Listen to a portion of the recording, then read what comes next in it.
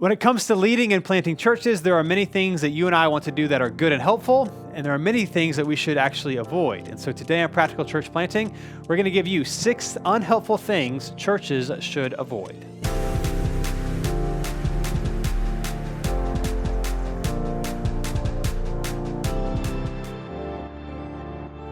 Thanks for joining us again today on Practical Church Planting. Today we're going to be giving you 6 unhelpful things that churches should avoid. So these are random things that churches or people or like us will do that are not helpful, that they might seem helpful. And so we've talked about some of these in various different episodes, but we're going to put them all together in one package just for you. And some of them I don't think we've ever talked about.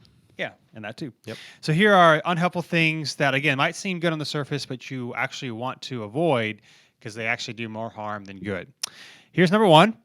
This one may or may not come as a surprise, but that is that thinking social media is the best way to keep your church informed about upcoming events.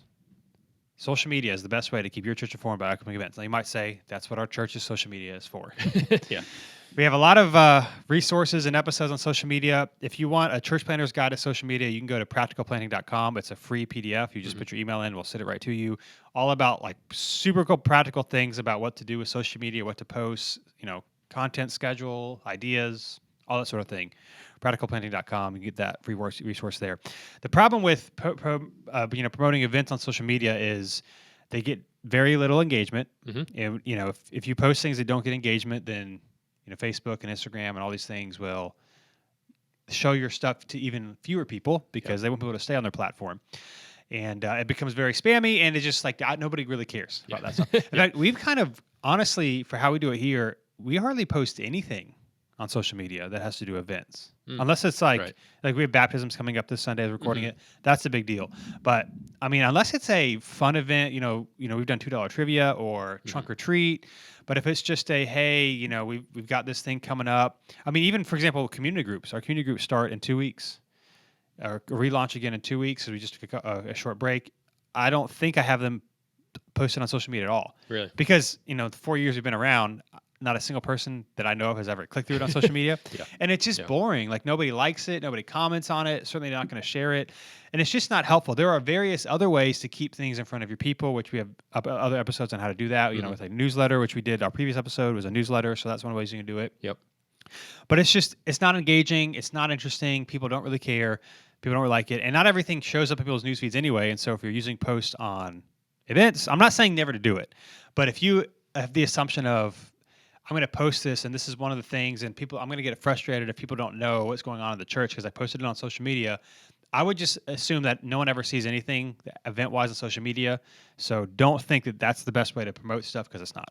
Yeah, and I think one of the challenges is, once you get a few years into the church, I think most of the time we kind of level out our number of events and kind of get into a routine of things. But early on, especially like pre-launch and going into launch, we all have done it. Like we did it, everyone does it. Like you over event. Like you always want to have something planned, which is a good thing to an extent. But to then constantly, if you ascribe to this of wanting to use social media to get that in front of people, then just about every post is going to need to be, or maybe like weekly or something like that is going to be, this is what's coming up. And that's going to get really old really quick to a lot of people. And so if you're kind of like in the routine, you're doing events, maybe bigger events, not so often, and need like a post here and there, like Dylan's saying, we're not saying not to do that, but if you think that's the main thing that's going to get people to come, post away, I guess. I mean, you go ahead and do it. It might hurt your other posts, but it's really not going to be the thing it's not going to be the catalyst to get people to come to an event. Yeah, I just assume that social media is never going to be the reason. Yeah. And so if it's not that helpful, don't waste social media posts on things they don't care about. Now, again, there's exceptions. If it's something that's people people want to know about. So if you do like a big fall festival or trunk or treat, that's coming up for many churches, or Christmas Eve service stuff, that might be different. Or baptisms, people want to see those. If it's something that people are really excited about, obviously. But if it's stuff that's just we have this serve drive coming up here, like people just don't really care about it. And it's not to say you shouldn't do it, but I think the main point here is that if you assume this counts as one of the ways to keep things in front of our people instead of trying other things, that's when it's really a big detriment because it's not helpful. Yeah, and I think I think one way you can kind of like gauge which ones to do is, are people going to invite others to this Yeah. realistically? Like, Yeah. not people are not going to invite people to everything, but if this is a more community focused thing or outreach focused thing, like we do trivia here, we've mentioned before, and the goal is we want people to invite people, and they do, and so that makes a little bit more sense to post because people may tag someone else in it, letting them know this is when it is, or something like you said, like a festival or like a trunk or treat or something like that. But if it's like I just had an example and it just left my mind. Like we have a serve push coming up. We did a serve push where we're trying to get people to sign up. Technically, that's an event. That's not a. You don't need to like let people know it's coming or community groups launching. Like that's. I get like in theory we want people to know this Sunday you can sign up for community groups, but that's not going to register in people's minds of, okay, so I need to make sure this Sunday I'm ready to sign up. Yeah. It's that Sunday they need to know today's the day you sign up. They don't need to like plan for it ahead of time. Yeah. And so I think you can kind of gauge that a little bit of, is this something that people are going to like and share so other people can see it realistically? Like we need to be realistic. Not everyone's not going to do that for every single thing. But if not, then it's probably not a thing that really needs to take up space on social media. Yeah. Now again, there are exceptions. If it's your first time ever launching groups, well, then that's worth it. Yeah. But if it's something you do a couple of times a year, that's just not going to be the place. So just, again, thinking it's the best way, it's not. I can't remember what episode it was, but we did an episode, I think somewhat in the last few months, about how to keep your events in front of your people. Yeah. So that's what you should scroll back, look through a little bit, try to find that one. I don't know what number it is off the top of my head, but that'll tell you the alternatives. Social media is not the best way. And like I said, for most of our stuff, we don't even post about it on social media because that doesn't move anyone to action and they don't look at it and they ignore it. And so, yeah, it's not the best way. Yeah, I think people know this by this point. But social media is not like just this dumping ground where just put whatever you want. Like things will actively hurt you if you are just posting things, like Dylan's saying. So like I get like in theory, if you can just post whatever you want, then why not post it? People may see it. But if that's going to actively hurt your other things that you're posting, then you might want to think the reality is there is no neutral posts on social media. They're either a good thing or they are a bad thing. So if it's not a good post, it is a bad post. Yeah. All right, number 2, this one might not, well, this is something you see a lot of, obviously in church planning space. So I'll say it and then we'll explain it. That is using your personal social media for fundraising. It is not effective, and I would argue maybe even counter-effective. Yeah. Here's what I mean. Now there's a difference between sharing with people what you're doing. So we're starting this new church, or I'm raising support. It's great to keep people informed, and I think you should do maybe like an initial post is great. But doing multiple posts, doing a post once a month, and asking people to give online through social media is ineffective. Honestly, I know this doesn't look like this, but maybe I'm wrong. Your opinion. To me, it comes across as lazy, especially because as someone who's in ministry and know how fundraising works, and it even kind of comes across as desperate. So again, it's different between saying, "Hey, we're doing this thing, doing an initial post. If you'd like to support us," I think that's nothing wrong with that. But I think doing it more than once is actually hurtful to you. And we see this all the time. Again, fundraising, we have episode 169, I think, if I remember correctly. I think you're right, actually. It's good Jordan Penley, a friend of ours, is on here, is the best fundraiser we know. You should definitely, if you're trying to fundraise, episode 169, go back and listen to it right away. It's really helpful and really good. But it's just not a place for it. And it comes across as, hey, I'm not raising enough support, so please give to this thing. And I know you're excited about it, but that's not helpful. The best way to raise support is meetings, phone calls. That's one-on-one personal asks. That's how you raise money. And again, it's kind of like the first one where you kind of think, well, posting on social media kind of counts. So it's one of the things that I've done, so I don't have to try hard as others. And we've talked about this in other episodes. One of the biggest reasons church plants don't make it is because of funds and fundraising and money, because church planters or pastors didn't take it seriously enough in the beginning. So they kind of did I'm just going to send a bunch of emails or write a bunch of letters or post on social media. But you can only ask somebody for the first time one time. Yeah. And then if you have to go back again and try to ask them again a better way, you've already asked them one, it just doesn't go well. And so your personal social media account, if you're trying to raise money, assume that, like, how would you raise money if your social media did not exist? That's how you should use it. It should not be in addition to. It should, like, if social media did not exist, what would I do? And do it that way, because social media is not going to help you raise any money. Yep. So we definitely have experience with this. So when we first started raising support, I don't know if you remember this, my wife and I, like, for our salary, we did an initial, like, we made a video here. Like, we put together a little video saying this is what we're doing. And I think the church posted it online, which that was helpful. But we shared it, but it got nothing. Like, it didn't give us anything. And I like, if someone was starting now, I don't know that I would tell them to do that. I mean, this was years ago. We were figuring it out at the time. But I don't think that it really got us much of anything. It did help, like, kind of get people like an initial idea of what we're doing. But every conversation we had, we had to explain to people for the first time, this is what we're doing. Like, Right. in other words, no one was like, "Oh, I saw your video. This is what you're doing." Um, so like, and there are different aspects. Like, for example, we raise money for an adoption, and that in that case, it made sense to do an initial thing because Yeah. people share that, people are excited about it. But just raising raising support just for your salary, it's exciting. Some people will like genuinely be excited for you and stuff if they kind of understand what's going on. Of course, being exciting for you and giving are two different things. That's true, but like they're not going to be excited to the extent of they're going to Right. be sharing it with other people and stuff like that, you know. And so I think the heart behind it is okay, but I would question the reasoning. And I think, like you said, is true.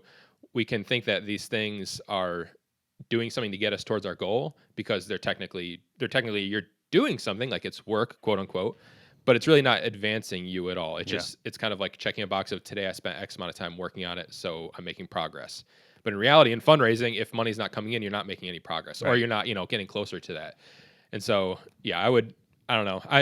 I'd be curious. I have seen other people do it. I'd be curious if someone's done it well, because I don't know that I've ever seen it done well, like an initial post that really helped, you know, start those conversations. In my experience, I don't think that really happens much. Yeah, I think awareness is fine. This is happening, but expecting you to get any money from it is not going to happen. Yeah. It's just like the first one. If people aren't excited about it, it's not going to be helpful for you. Nobody is excited about you raising money. Yeah. And it's even though they say that, and they might be excited for the church, but they're not. People are excited about adoption.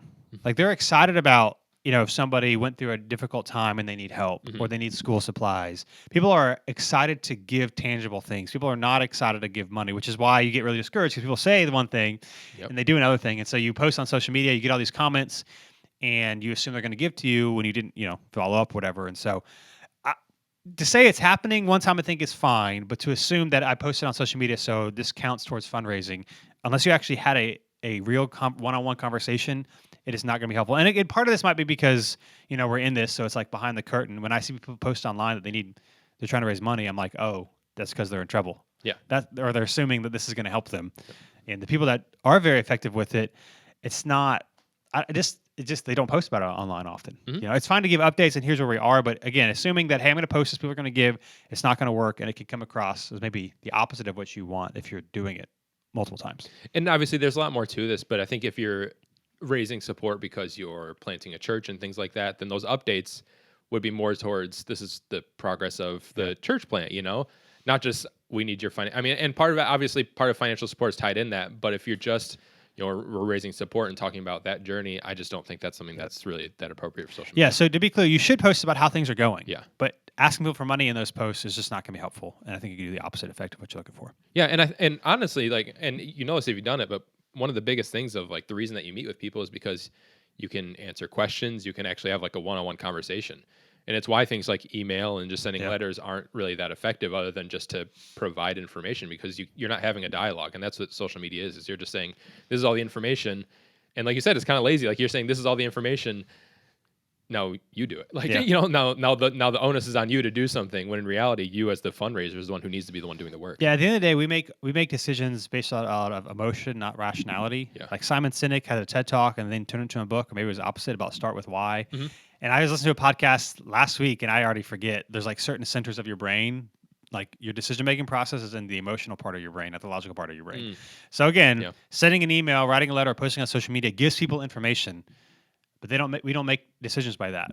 We make decisions with our emotions about why we're doing this. And so just giving people information is not going to be helpful. Yep. Which is the same thing why posting events on social media is not helpful, because it's just information. Nobody cares. Exactly.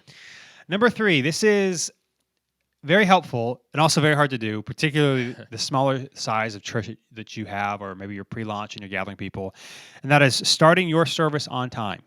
You always need to start your service on time, because people will not show up on time if they know you're not going to start on time. It's just like in our culture, nobody, like when people go somewhere to hang out, a lot of times people are a little bit late. Although in America, it's not as, I don't want to say as bad, because it's not right or wrong. It's just cultures are different. Other cultures, people are like an hour late to things or 2 hours late to things. And like I did a wedding this summer, and the bride was from South America.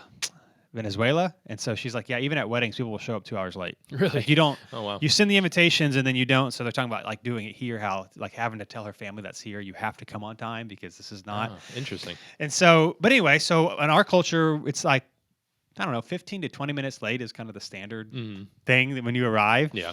And so when you do that, people are trained to do it. And so you've got to start your service on time every week. And it might seem awkward to you. It's not as awkward for the people that are there. Nope. It's more awkward for us because, we're thinking about everything. But people will not show up on time if you don't start on time. One of the things we do to help this is well, a couple things we do. One, we start 1 minute late every week. Yep. Like, it's only 60 seconds, but 9:31. 9:31 and 11:01, we start. And so it looks like it's on time, but it gives you an extra 60 seconds. We also have a countdown timer. So we have, like slides that go before the service and Spotify. And then at 2 minutes, we have this, it's like a 2-minute countdown with pictures behind it with the clock going down, and it has its own music. So the Spotify music changes. So people, it's like Pavlov's dog, people just go walk into the auditorium when they hear the music playing because it's going to start. So that helps. But it's always on time. And so people know they should be there on time. Yep. It's really hard to do when you don't have a lot of people and it seems awkward, but people will never show up on time if you're always starting late. Man, this applies to everything. Like service on time, but as like leader, everything needs to be on time and not late. Like if you say something's going to start at time, whether you get to the point where you're having like staff meetings or elder meetings or whatever, like people are giving their time, you need to do what you said, and part of that is the time that you said you'll start. And so like, honestly, I don't know if I've experienced it a whole lot, but if I were to go to especially like a new church and sit down at the time that it's planned to start, like if I'm new, I get like once people get in the routine, obviously they come a little later, but most people, if they're newer, they try and come on time. Or early. Like, exactly. And if I'm sitting down and it doesn't look like things are happening, I'm going to be really confused as to why things, like, I don't know if I got it wrong or what's going on. And literally this weekend, which is Labor Day weekend, when we were doing this, we had a handful of new people, which was surprising more than you thought. There was a couple that came. They said they intentionally came at 10:45 because they wanted the whole experience. Oh, wow. They wanted to see what it was like before the service. That can be scary. So if you start 10 minutes late, like, I don't know. Yeah, but they literally told me that. I just thought that was interesting. And it's like and it happens to us too. It happens everywhere. Your first couple minutes are not the fullest part of your service. People are filtering in. People are coming late, and so I get the like want to start a little bit late, but the more you train people to do that, the later they're going to come. Like if I know it's not going to start at 10, why would I show up at 10? Especially if I'm coming with like things like kids and stuff like that, and trying to get all that situated. I'm not going to. I don't know. I to me this is like it is obvious, but it's not obvious because it doesn't always happen. And so make sure to start on time, regardless of what you're doing. It's just respecting other people's time is important. I mean, this is a good habit in general. Like even for our community group, we meet Tuesday nights at 6:30. We do a meal and we do group. The people who bring the meal normally come on time, and everyone else comes 10-15 minutes late. Yeah. At 6:30, we start eating. Yeah. I told if you're late, that's fine. We're not gonna wait for everybody else to show up. We said we're gonna start at 6:30. The food's here at 6:30. It's just a small thing, but I think if we would wait till like 6:50 when everyone actually got there all the time, people would start coming at 7 or 7:10. So people know if you want to eat right away, come at 6:30. And part of it is like I get there's different personalities. Some people are more on time people and some aren't. But I think part of like leadership is it's not overhauling your entire personality, but if this is just one of those things where it comes down to this may seem a little dramatic, but to me, if I'm following somebody, this comes down to a little bit of an integrity thing. Like if you're always saying we're going to do something at this time and it's never this time, then I start to not trust the things that you say. And so it's not like you need to completely shift everything you do, but this is just one of those things where if you say that something is going to happen at a certain time, it just needs to happen at a certain time. Yep, that's right. It's unhelpful not to start your service on time. It's hard, but you've got to do it. Otherwise, you're setting a tone and a culture that it's going to be hard to change later on. And it is more awkward for the people on stage than in the crowd, or in the congregation. Like I get it's lighter, there's less energy. Maybe like what we've done is, sometimes we'll shift what we start the service with, because like if you start with something like announcements or next steps and there's hardly anybody in there, can be really awkward. And so maybe it's a matter of shifting your service order around a little bit to kind of compensate for that. But it's always going to be more awkward for the people on stage than the people actually attending. They want things to start when they plan to start. Yep. So there you go. Start your service not starting your service on time is unhelpful. Yep. Number 4, not having an automated follow-up process. We have an episode of this somewhere. A lot of these we have more in depth because we've done so many of these. So I don't know. Do you want to know the follow-up process? I don't know what number it is. It's in there somewhere. But we're big fans of having an automated process so that everybody gets the information the same way every time, because we all know what it's like to assume I'm going to email this person, then I forget, it's going to be a couple days, and they don't get what they need, and then it's just you've missed a chance. If somebody gives you their information, they are asking you to give them more information about your church. Mhm. And if you do not do that, it looks like you don't really care. So for us, we use Text in Church. You can use whatever. I would recommend, even if you're smaller and you can do everyone individually, you still want to do this way so that the same information is sent to everybody at the same time. You know, a single email or text messages is not, in our opinion, enough or good enough, because if you want, that's just too much information, everything at once. And so for us, someone fills out a Connect card, they get a series of automated texts and emails over the next couple of weeks. And they like invite people to come back. You know, they'll talk about social media on one, or like groups and serving or partnership, different things each time, so that people can know what's happening. And so it needs to be automated so it happens the same, and that you get the information the same way to people every time. Otherwise, even if if you're small, it's not going to be sustainable long term, and you're going to forget, or you might not tell them everything. And so it needs to be automated. And then we also say too, like for us on our Connect card, you can also specify, like if you fill out a Connect card, you get into our general automated follow-up thing. Mhm. If they respond to the email, it gets sent to my email, so I see it. But also we have like community groups or baptism or partnership. And so if they check that specifically, we also individually follow up with that thing as well. Yeah. So don't do the follow, like if somebody asks for some specific information on your Connect card, make sure you follow up with that as well, but still include them in that so they're getting all the information they want. Assuming you're going to do it, I mean, it's so easy for things and people to fall through the cracks at churches, and so you want to do everything you can to avoid that, and this is a simple way to avoid that happening. That's exactly it. Like people inevitably, some people will fall through the cracks at some point if you're doing it all manually. Like you'll have a Sunday and it'll be the Sunday before you're going on vacation or something like that, and forget to assign it to somebody else. Or I mean, life happens. Something happens in the family and you have to take a day off or something like that. Like things will happen, and if it's not automated, that someone inevitably will fall through the cracks. And we're not even saying that once, I mean, because I get when you're really small in the very beginning, you can do everything technically by yourself. Yeah. And we're not even saying like this will be helpful for when you reach, 200, 300, 400 people. Like this is helpful when you're still small. Like it's not just getting prepared because we're all going to turn into big churches. Like this is something that's helpful in the very beginning and helpful even when you're small. It's just helpful to get in the habit. So there's really good tools out there. Most of them are very affordable. Like this is not something that it's going to take a ton of money. It might take a little bit of money, but it's not going to take a ton.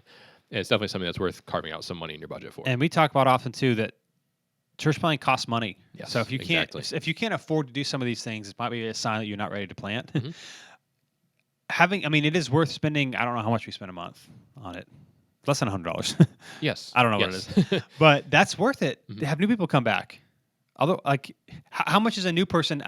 You'll know what I mean by saying this, but how much is a new person worth? Way more than a monthly fee to Texan Church or whatever system you use, and getting them the information, making them feel like they actually, like, there's nothing worse than filling out information on anywhere and then not being sent anything, or being sent something that's not really helpful. So it is more than worth it. You need to invest in an automated follow-up process, no matter what it is. Yeah, one thing I'll add, especially if you're newer listening to this, and because I get, especially in church podcast and church world, everyone has a different philosophy of what affordable is and what people should spend on things and whatever. But when we say something is like affordable and worth the money, we're not.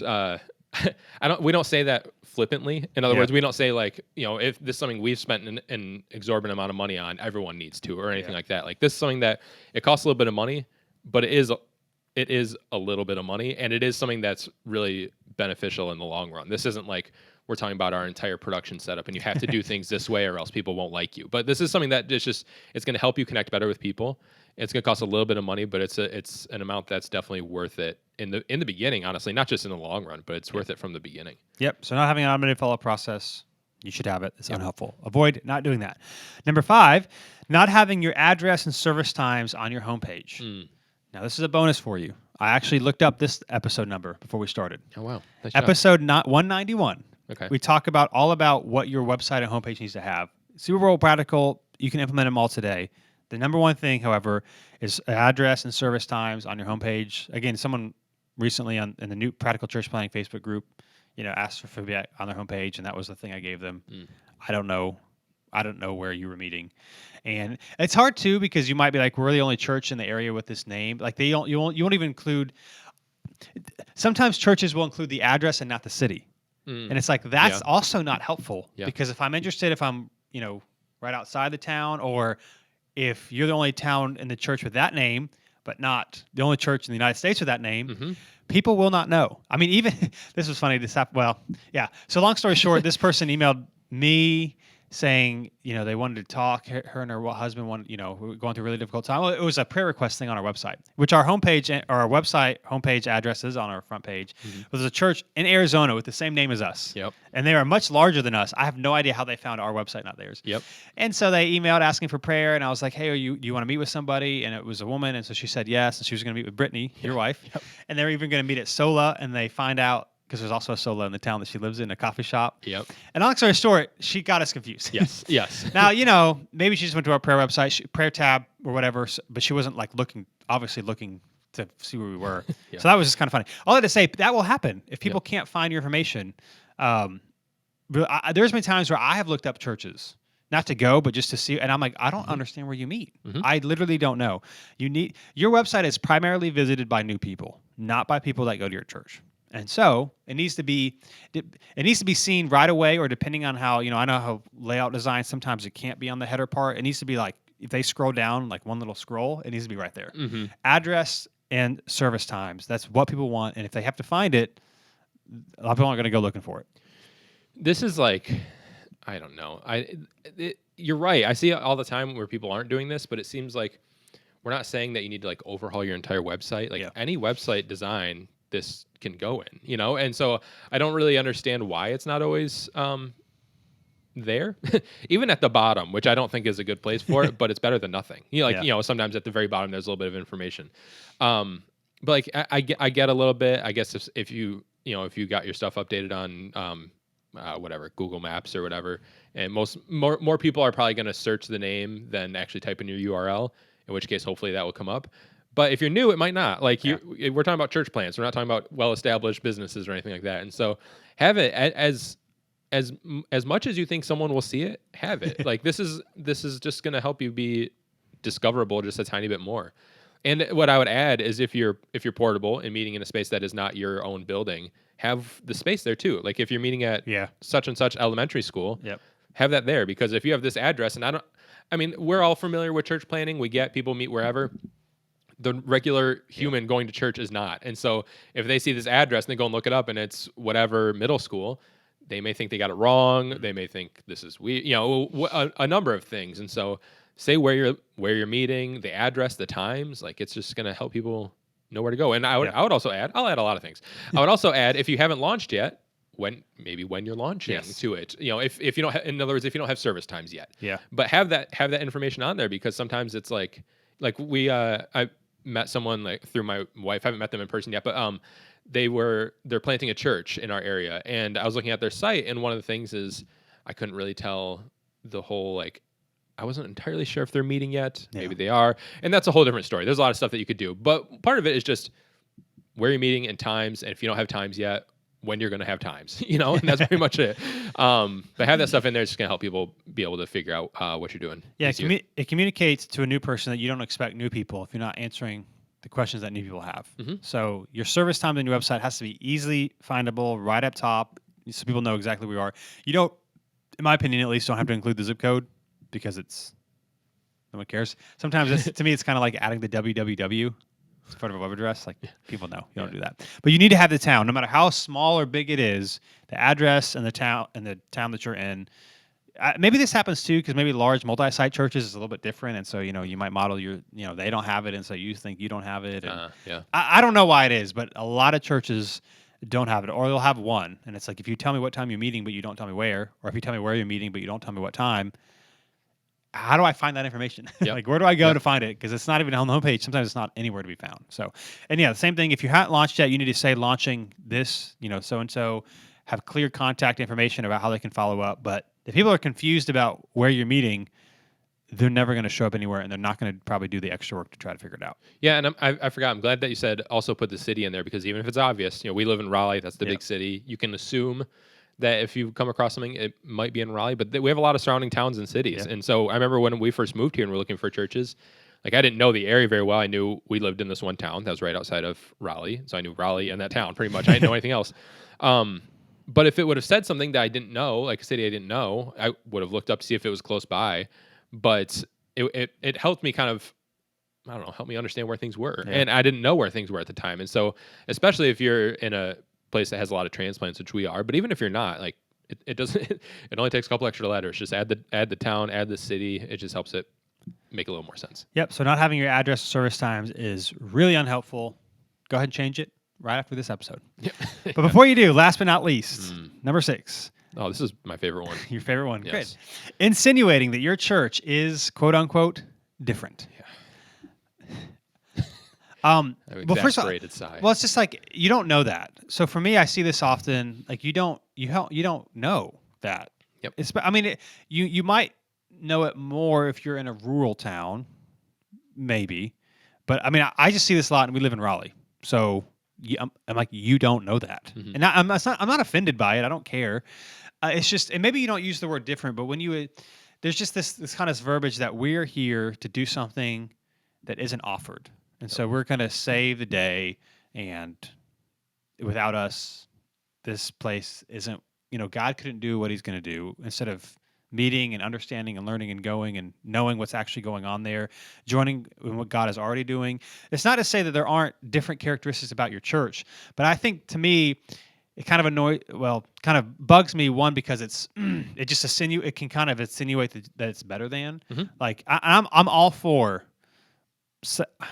like, life-giving. I'm all for it. Fine. But there's a way to say you're a life-giving church, and there's a way to say you're a life-giving church because there's no other life-giving churches. Like I don't think that's accurate.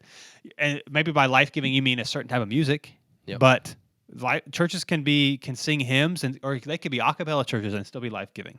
Or the preaching could be very emotive, or it could be more lecture style. Both of those are life-giving, depending on who you are, nature, why. Like it's just, and so that kind of bugs me. It kind of shows that you don't really know what's going on in your area.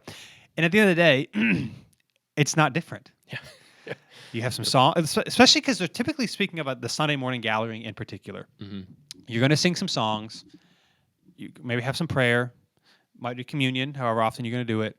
You're going to preach. It's not different. It's not different. Yep. It's going to be the same thing. And so there might be unique strengths that your church has, but communicating as if nothing else is like this. It really turns, in my opinion, it's going to turn a lot of people off from even wanting to go, because it's like, what do you mean? And again, I'm part of the church world, so maybe I'm not the best person to ask, but I just see it oftentimes, and doing this a couple of times, being able to talk to a lot of church planters, it seems that to the degree that people talk about their difference, sometimes is the degree that it's just not going to work, because you're just assuming people are going to come because you're different, not because of the community that you're offering people. And so just really emphasizing your church is different is not helpful. And I think, again, can do the opposite of what you think it might do. There are times on this podcast I feel as if I'm overly negative, and I try not to be. But this is one of those things, and some of the things Dylan said, like, I can do a whole podcast episode on this, but like on being a life-giving church, for example, there are different phrases to where people use. And first off, my mind always goes to, as opposed to what? Like, we're a life-giving church as opposed to what? Like, or we're a Bible-based church. Like, well, I assumed, I would hope. But part of it is saying like you're different, and one thing that, and I get the reason people do this, and I'm not trying to say like everyone is wrong and I'm right by any means. I'm probably wrong, but one of it is like people give a lot of stats of this is why there's such a need for us here. I get part of that is helpful, and I'm not trying to say there's never a place for it, but I think we can, depending on how we word it, we can very easily get into an area of, I'm going to fix this problem, or we're going to fix this problem because none of the other churches can. And so, and that goes into the same area of why we're different, or we're going to do something that's not being done in this area, or we're going to do something new. In reality, you're not. But even if you think that you are, I'm not trying to say anybody's like lying, and even if you think that you are, I don't know, it definitely comes across as if there's a problem. None of the other churches are doing it right, and we're the solution. Yeah. Which I think if you were to phrase it that way, everyone would say that's not what I mean, but that's what we're saying. And so just saying that we're different, we're going to do something that's not being done, is just insinuating that we're better than. And I don't think that we want to say that. I don't think anyone is trying to say that. But I can tell you exactly that's how it sounds to my ears. And like Dylan said, we are in the church world. We're not necessarily the normal church attender. But I don't know why we have to. I don't know why we have to claim that we're different. Like I don't think that. I don't think most people are looking for a church that's unlike anything they've ever been to, and I don't think that that's really what we're called to do. I think part of it is just the culture moment in which we live. Uniqueness and originality is highly prized. Yeah. So we just trying to transfer that to church world. We're different. Part of this can come because people might literally ask you, and so you might.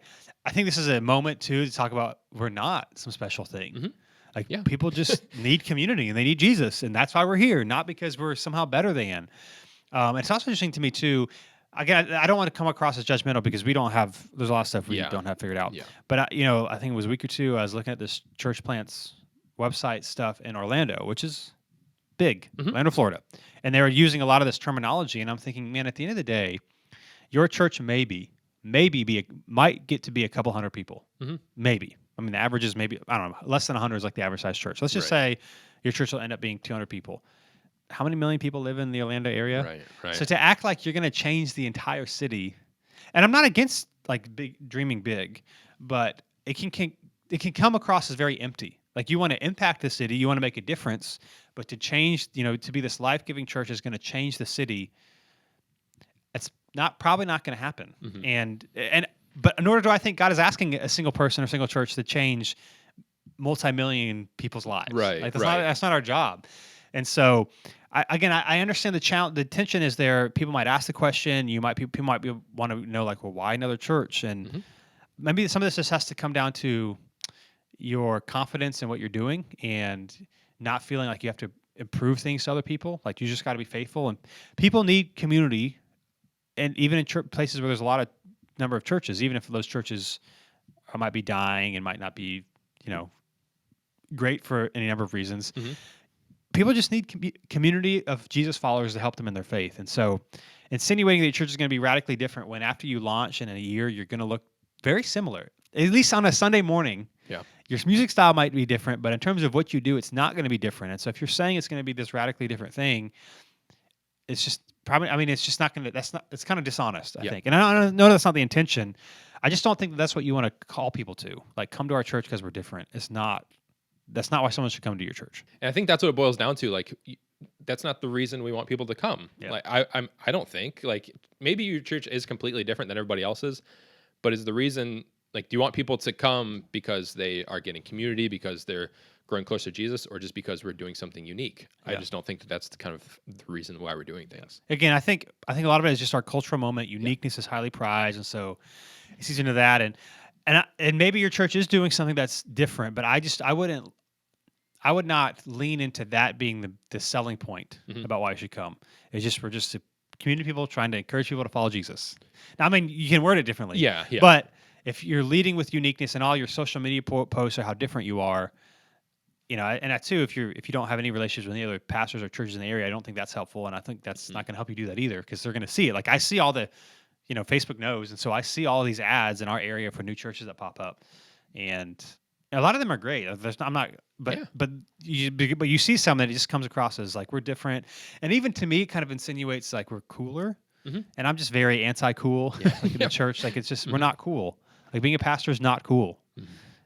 Anyway, so if difference is what you're leading with, I don't think that's the best strategy to use. One thing I would just challenge you to ask yourself, if you've been using this phrasing or you want to use this phrasing and you're unconvinced, is I would just say to ask yourself, like, not what makes you different. I don't care about that, but like, why do you want to lead with we're different? Why do you want that to be on the forefront? Is it because there's literally no other churches in the area that are every other church is dying and you want people to know that this is going to be different? Is that the reason? Is it because you have a cool idea and you just want people to know? Like, what is the reason that you want people to know this is different? Is it because you don't actually know people and so you're just using it as a marketing ploy to come to our church? Yes, which is totally possible, But I think if you can boil it down, then there may be, even if you are maybe doing something different, which I think most of us aren't, we're not, there may be other ways to phrase it that don't come across as better than. Yep. So I would just boil down the reason why you actually are thinking that or wanting to claim that, and maybe think about a better way to phrase it. Yep. Insinuating that your church is different is unhelpful. Yep. So those are 6 unhelpful things your churches should avoid.